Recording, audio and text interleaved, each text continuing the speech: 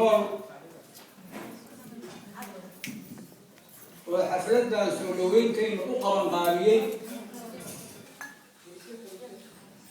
وحنكون سلامة يا سلامة مسلم السلام عليكم ورحمة الله وبركاته.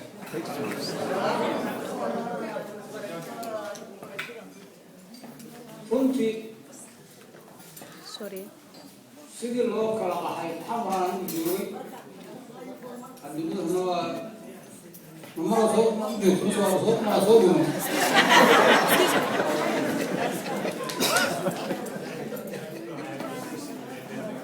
markaan xamar joogay dadka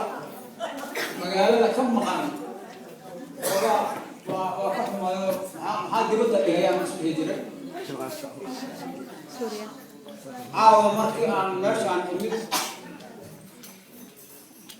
qaybaha bulshada oo aan kala maqnayn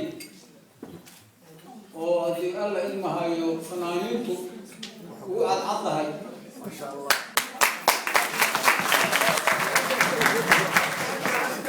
halkan ugu soo dhaweeyeen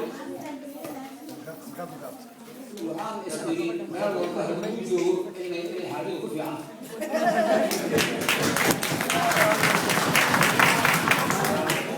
runtii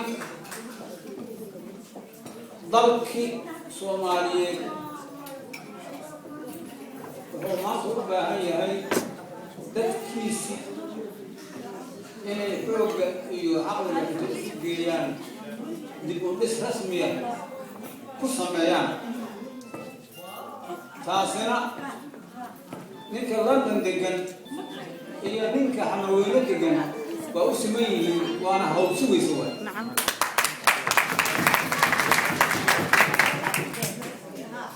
waxaa kamid ah magaalada waa in meesha marjaca ahee loo noqon doono inaad ku yeelatiin saldhig meeshaana waa ku meelgaar haddii waa lagu soo mooday laakiin inaad ilmaha haddaad wax bartaan inaad carruurta gelisiin oo ay dalka dhisaan annagu socdaalka amaanka ku yimid waxaana idin sheegaa in daalkii safarka horo iyo joogistayni intaba isu maaragtay isbiirsaday in caawana ka baxshay ما شاء الله oo aan fududaanay oo aan faraxnay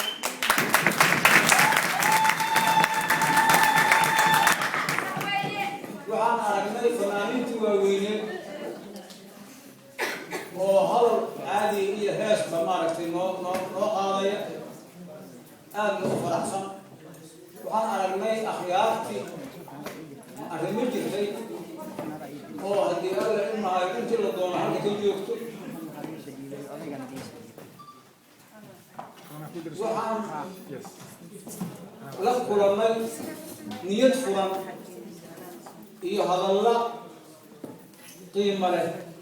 oo nala ku soo dhaweynayo waana lama halmaamaan mana halmaami doono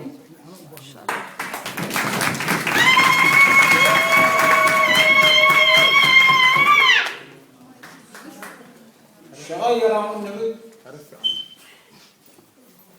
shaqadaas markii la furaayey iyo markii ay socotaba soo dhaweyntan anagu kama helin meesha ayagaana nabacay soo dhaweyntanada kaa qaabisheen barnaamijka ayagaa qaabilay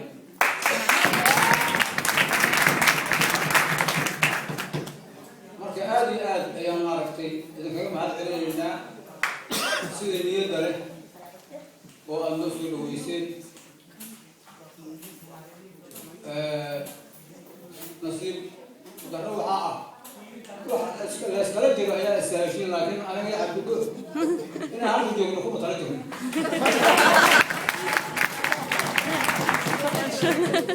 meeshi aan u badnay ayaa idinku dhowraynaa rajaduna waa fiican tahay oo markaan kadib idinka naftiina ay xagga أنا سمعت ما ضنا مريها إن شاء الله إن شاء الله سودي بدون مرة سودي بدون